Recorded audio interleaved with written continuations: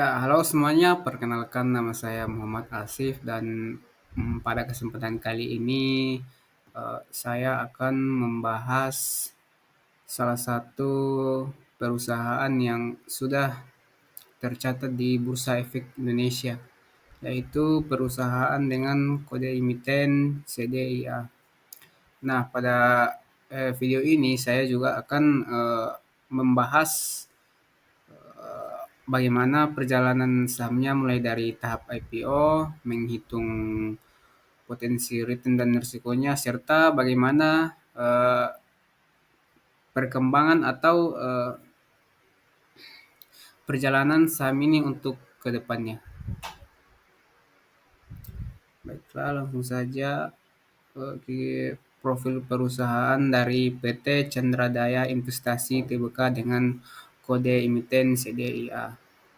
Nah, perusahaan ini merupakan bagian dari investasi infrastruktur Chandra Asri Group, yang dalam hal ini perusahaan yang sudah duluan listing di Bursa Efek, yaitu TPIA.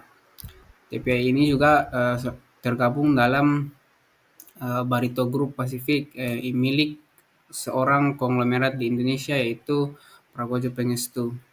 Nah, perusahaan ini juga menyediakan bahan kimia, energi, dan solusi infrastruktur terkemuka di Asia Tenggara dan EDCO. EDCO ini adalah perusahaan induk yang berfokus pada investasi bisnis ketenaga listrikan di Thailand.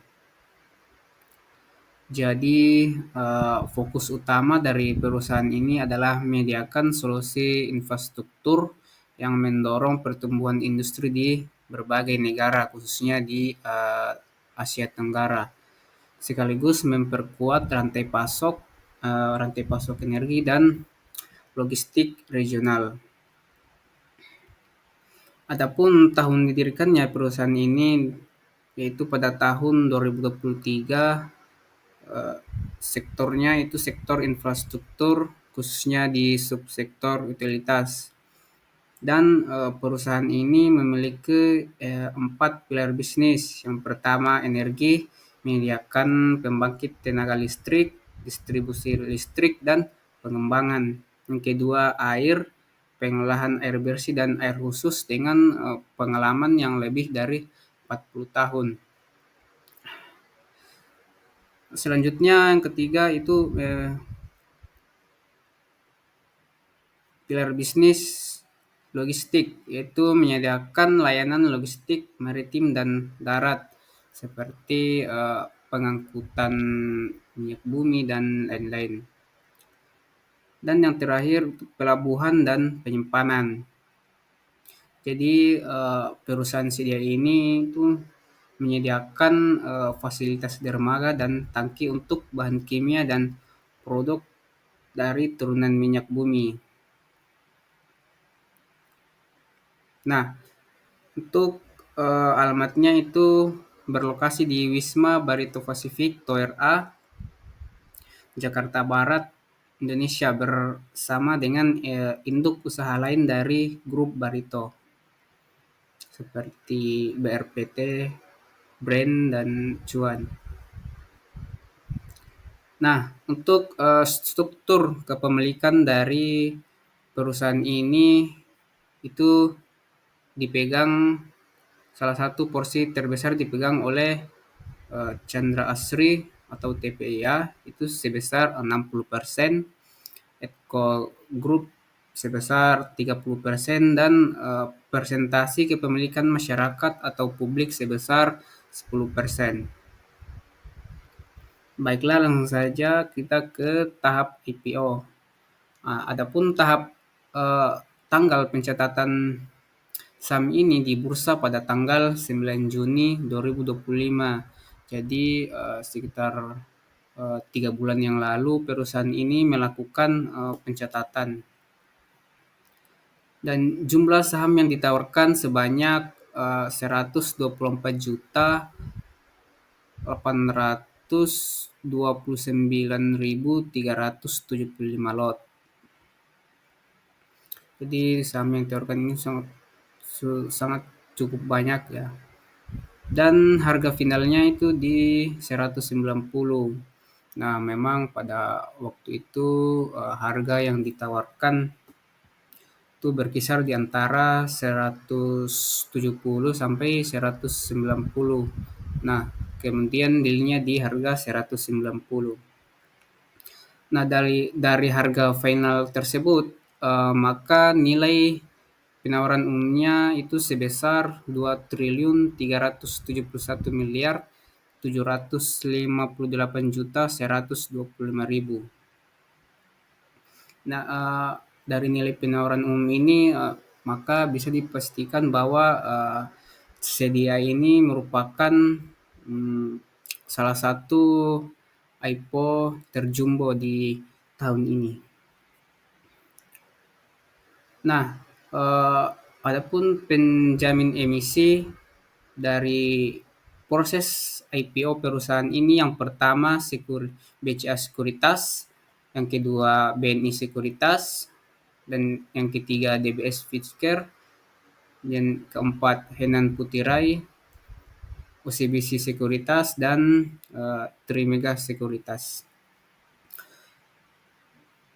Untuk tujuan dari penggunaan dana IPO ini adalah untuk melakukan ekspansi dan penguatan infrastruktur logistik serta pelabuhan. Nah, kalau kita lihat dari tujuan IPO ini cukup bagus karena seluruh dana yang dipakai itu untuk melakukan pengembangan atau ekspansi secara luas.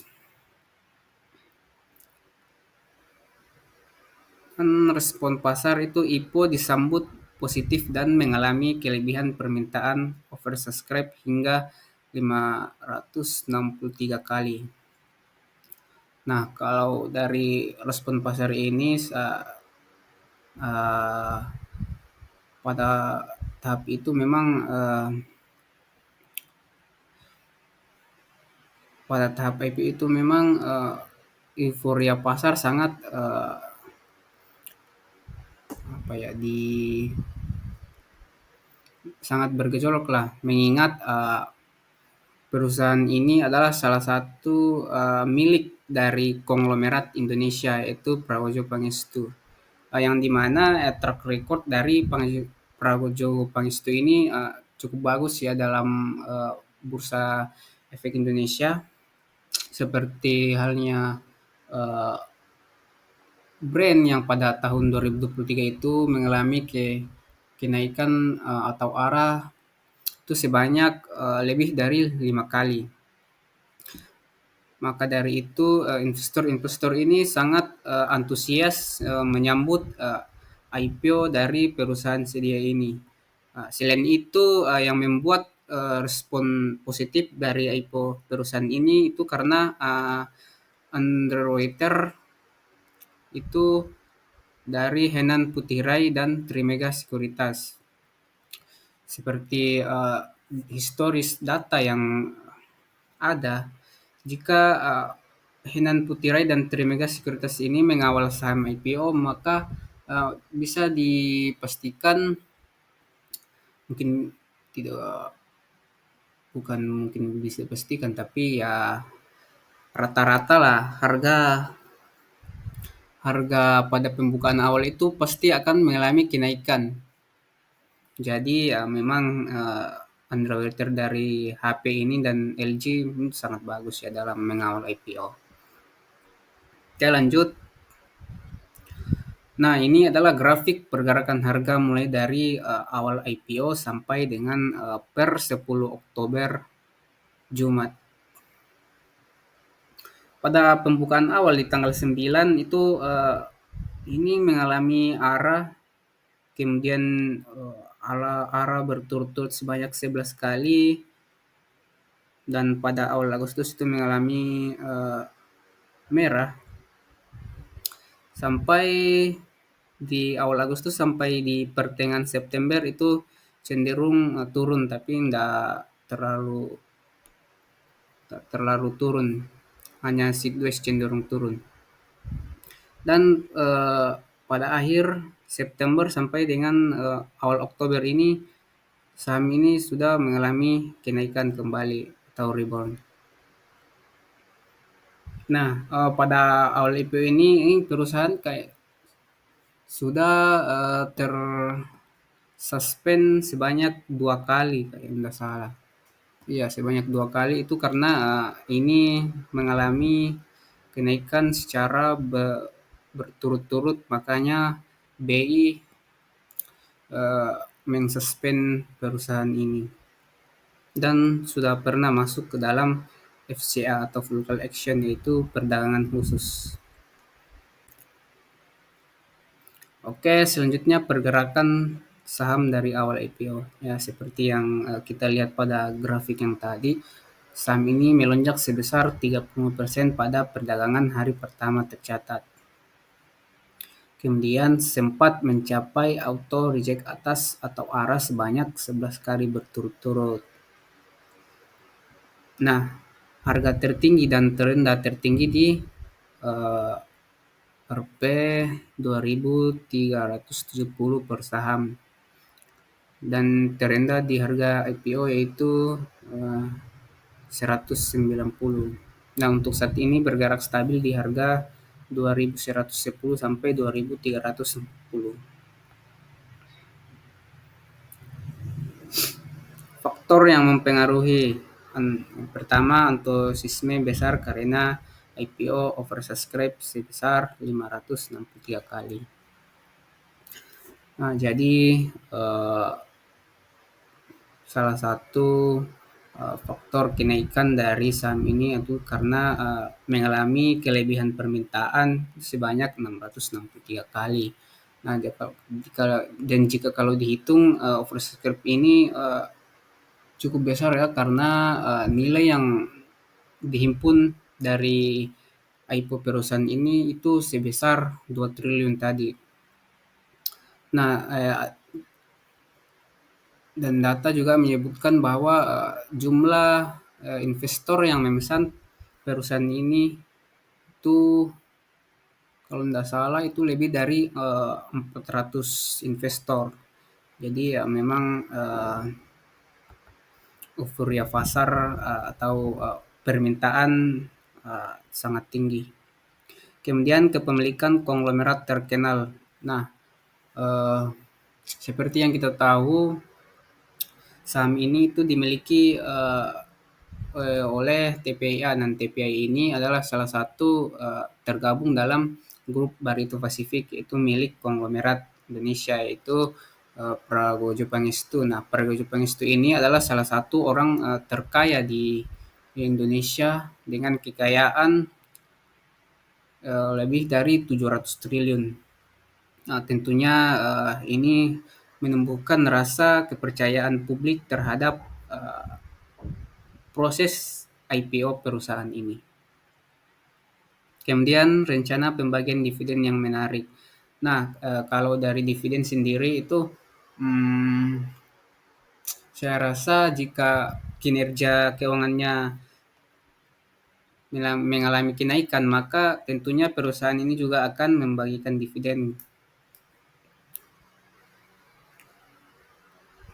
Dan yang keempat, kinerja dan prospek bisnis yang menjanjikan. Nah, perusahaan ini kan memiliki 4 pilar bisnis, jadi prospek bisnisnya itu bisa terbagi-bagi. Jadi prospeknya itu sangat bagus kan, karena ada diversifikasi bisnis dari 4 pilar bisnis yang dijalani. Kemudian perspektif historis investor. Yang pertama, memberikan return tinggi bagi investor awal. Nah, jika kita melihat dari grafik yang tadi itu, saham ini kan mengalami kenaikan arah sebanyak 11 kali berturut-turut. Jadi tentunya ini menjadi salah satu yang positif karena uh, terus mengalami kenaikan, sehingga investor itu tentunya akan mendapatkan keuntungan. Kemudian saham Sedia menjadi salah satu IPO tersukses tahun 2025 dengan minat investor yang sangat tinggi. Nah, dari oversubscribe ini maka bisa disimpulkan bahwa Memang saham sedia ini salah satu IPO tersukses karena sudah mengalami kenaikan yang cukup tinggi. Setelah koreksi pada Agustus, saham kembali rebound kuat per bulan Oktober 2025. Kemudian lonjakan harga mencerminkan optimisme dan euforia pasar. Nah, selanjutnya kita akan bahas dari sisi return. Harga saat ini per tanggal 10 Oktober 2025 harga mencapai 2.320 per saham. Untuk kenaikannya dari awal IPO sampai saat ini itu sebesar 2.130. Nah, persentase returnnya itu kita dapat dari harga sekarang dikurang harga harga awal dibagi 190 dikali 100. Nah, artinya saham ini sudah mengalami kenaikan sebesar 11 kali lipat dalam kurang lebih 3 bulan. Rata-rata return yang bisa diperoleh itu cukup tinggi, itu di kisaran 1.121%. Nah, untuk sumber returnnya tentunya berasal dari selisih harga beli dan harga jual. Nah, kita lihat dari simulasi investasi investor awal. Jika skenario pertama itu jika investor memesan pada penawaran awal atau penawaran umum pada masa IPO. Namun pada waktu itu eh, jumlah jatah yang diberikan itu hanya 10 itu hanya 10 lot 10 lot dan dari 10 lot itu maka modal awal yang kita gunakan itu sebesar 190.000. Nah, jika kita masih menghold atau keep saham tersebut belum kita jual, maka nilai sekarang yang kita peroleh itu sebesar 2.319.900. Nah, dari keuntungannya diperoleh dari nilai sekarang dikurang modal awal. Maka keuntungan yang dicapai itu sebanyak 2.129.000. Nah, saya rasa uh, dalam 3 bulan keuntungan hanya modal 190.000 kita memperoleh keuntungan sebesar 2 juta, itu sangat, menurut saya sangat worth it ya, karena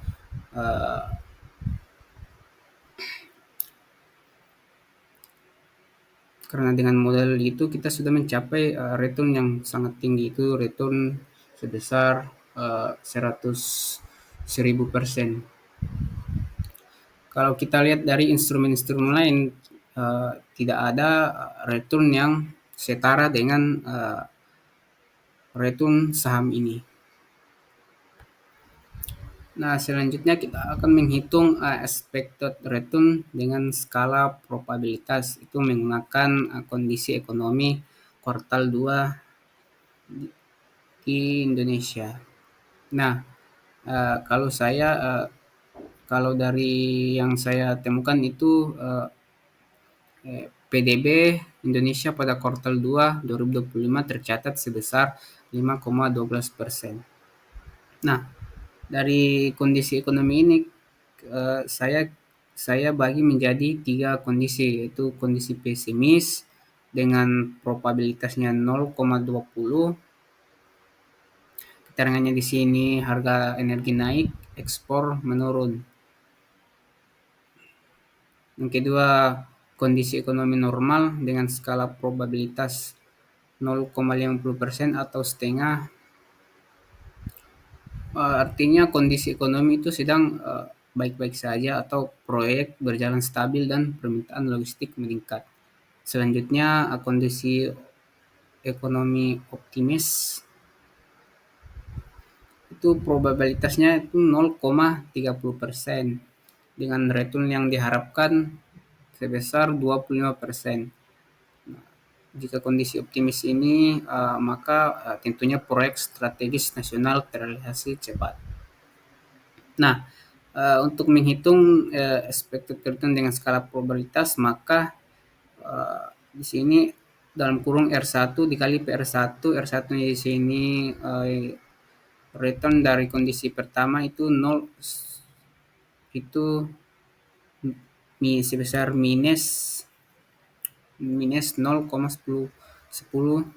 dikali 0,20 ditambah R2 dikali PR2 itu sebesar 0,15 dikali 0,50 ditambah R3 dan PR3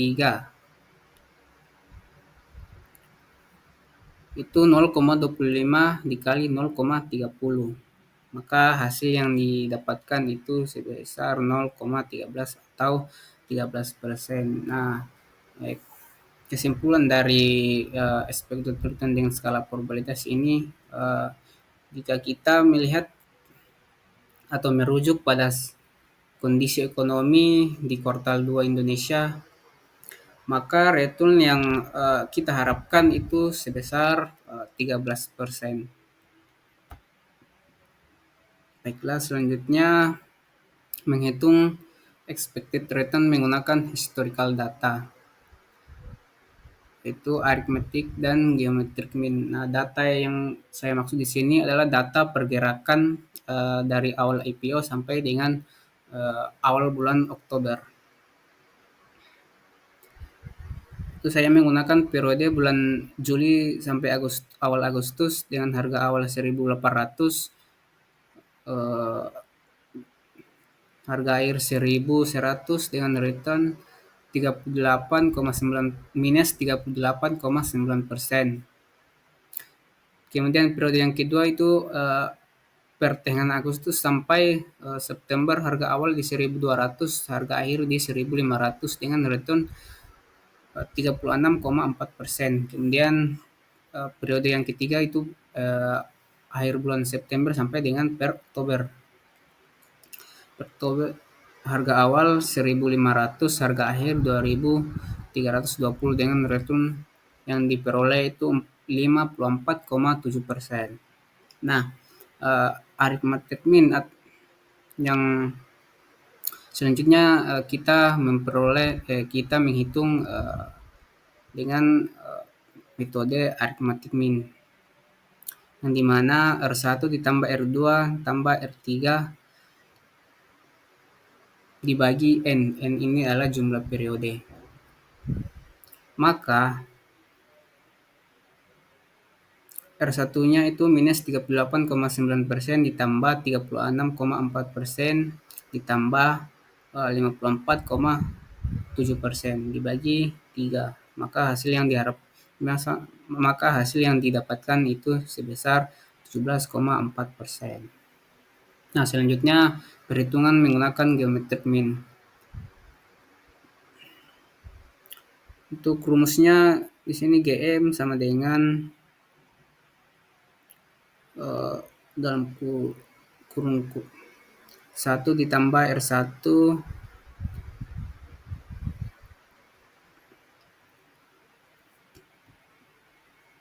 dalam kurung 1 tambah R2 dalam kurung 1 tambah R3 per disepertigakan kurang 1. Maka hasil yang diperoleh itu 0,088 atau 8%. Oke, selanjutnya resiko. Seperti halnya dengan saham-saham lain, tentunya risiko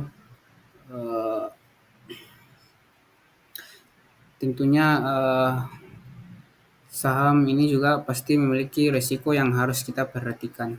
Yang pertama, risiko pasar, risiko yang muncul akibat adanya fluktuasi harga akibat sentimen pasar dan ekonomi makro.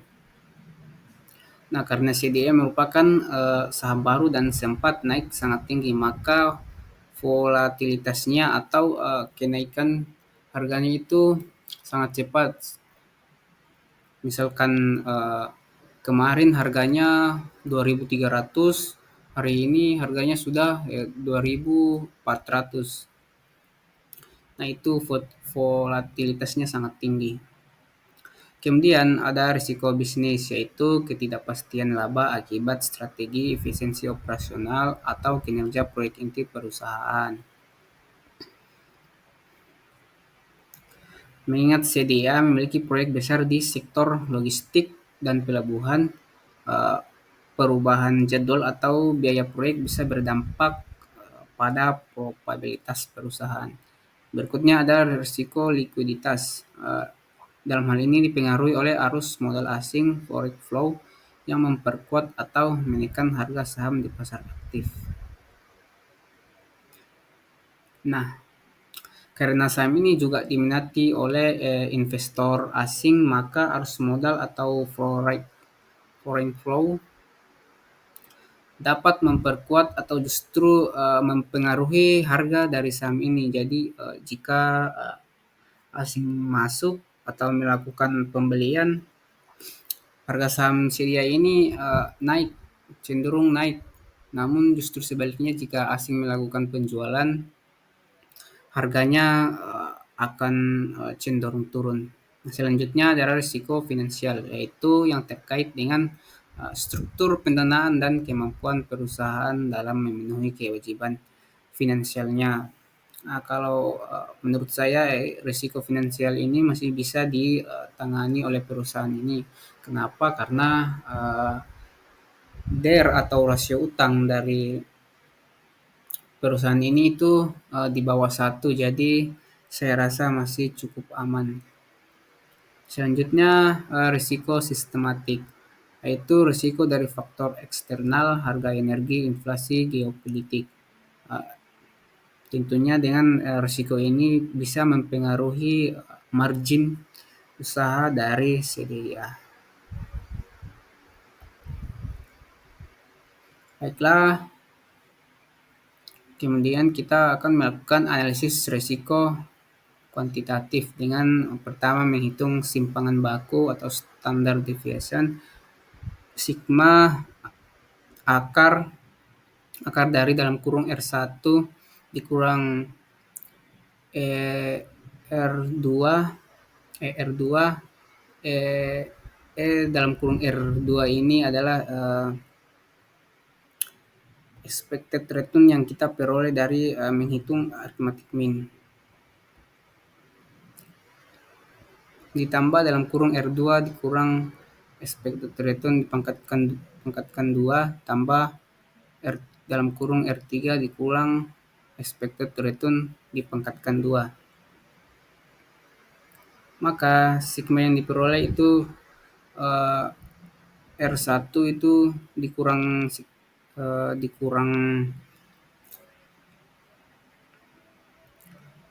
R1 dikurang nilai dari expected return metode arithmetic mean 38,9 dikurang 17,4 pangkat 2 ditambah dalam kurung 36,4 dikurang 17,4 pangkat 2 ditambah 54,7 dikurang 17,4 pangkat 2 dibagi 2. Nah, 2 ini diperoleh dari N kurang 1, yang dimana N-nya ini jumlah periodenya dikurang 1. Maka nilainya 3 dikurang 1 hasilnya 2. Maka diperoleh akar 3.169 ditambah 361 tambah 1.391 dibagi 2. ini, maka diperoleh akar 2.461 atau sama dengan 49,6%. Nah, selanjutnya menghitung rasio risiko dengan return.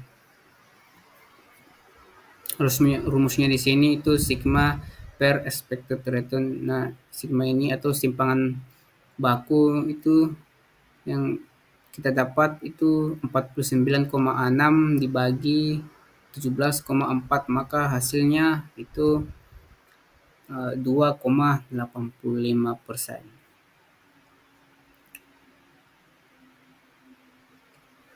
Nah, untuk interpretasi dari hasil perhitungan di atas itu kita mendapatkan simpangan baku 49,6. Artinya saham ini memiliki volatilitas yang tinggi karena saham ini masih baru dan masih sangat bergejolak pasca IPO. Kemudian yang kedua, rasio rasio risiko returnnya itu 2,83. Artinya risikonya ini hampir 3 kali lipat dibanding dengan imbal hasil atau rata-rata return yang diperoleh. Tentunya ini mencerminkan karakter saham IPO berpotensi tinggi namun sensitif terhadap sentimen pasar. Nah, kesimpulan dari analisis risiko kuantitatif ini, saham sedia ini adalah saham dengan karakteristik high risk, high return. Artinya risikonya tinggi, tapi returnnya juga sangat tinggi. Nah, selanjutnya sudut pandang investor. Dalam hal ini saya memilih saham ini karena prospek infrastrukturnya dan prospeknya di sektor infrastruktur dan energi jangka panjang. Kemudian yang pertama didukung oleh grup besar, yaitu grup Barito Pacific di bawah kepemilikan konglomerat terkenal yaitu Prawojo Pangestu.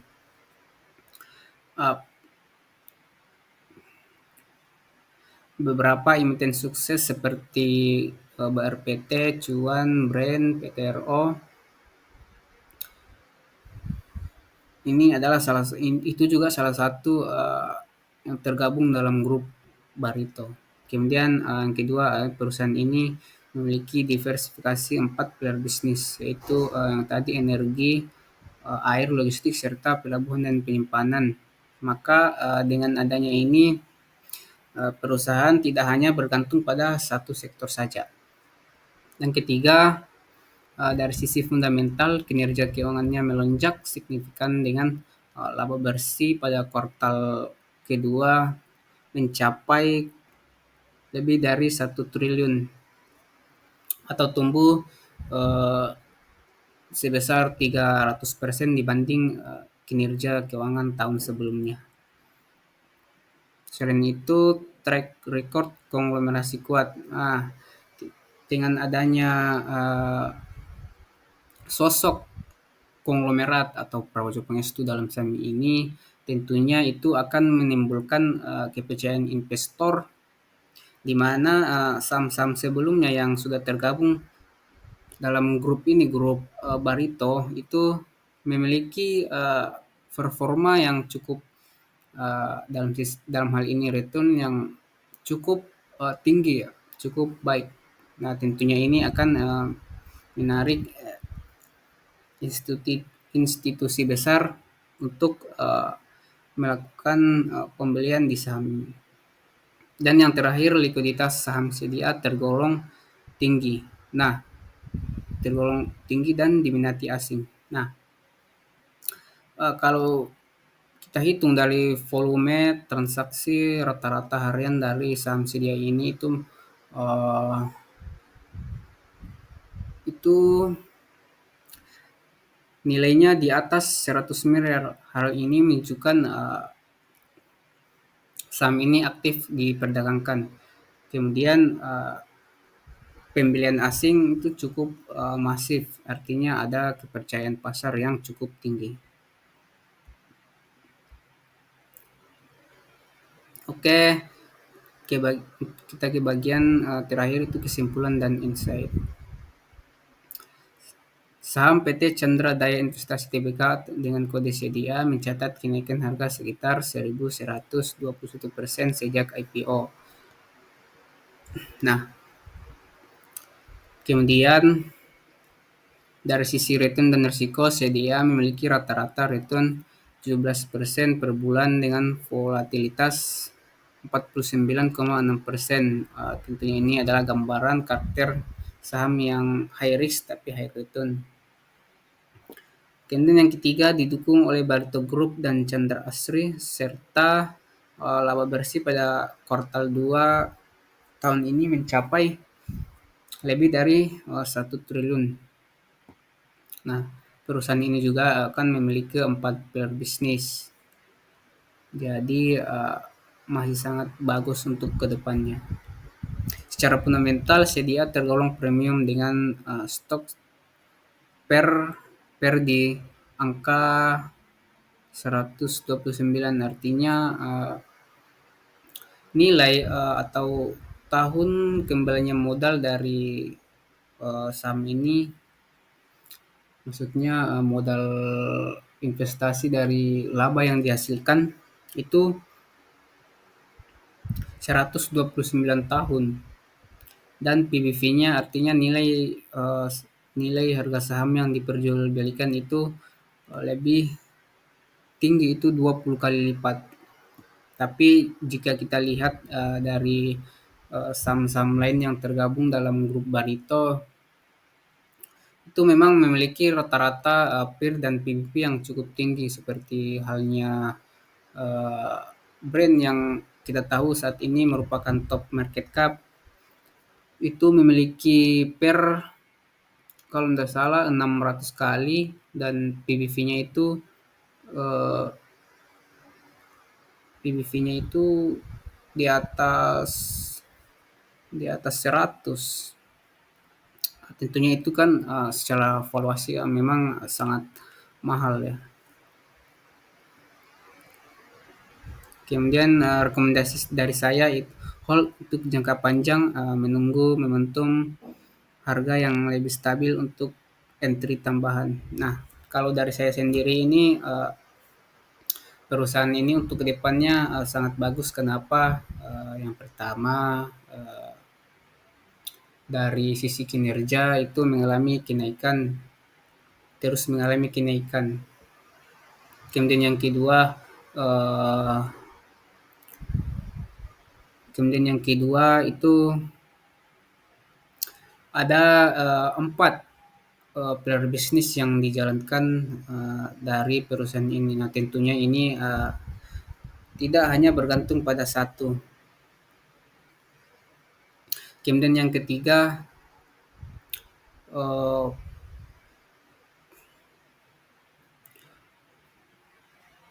saham ini kan dimiliki oleh seorang konglomerat. Jadi yang secara historis jika kita lihat saham-saham sebelumnya itu mengalami kenaikan per tiap tahun. Jadi saya rasa saham ini masih bagus untuk kedepannya. Jika kinerja keuangannya terus meningkat, maka harga sahamnya juga tentu akan meningkat.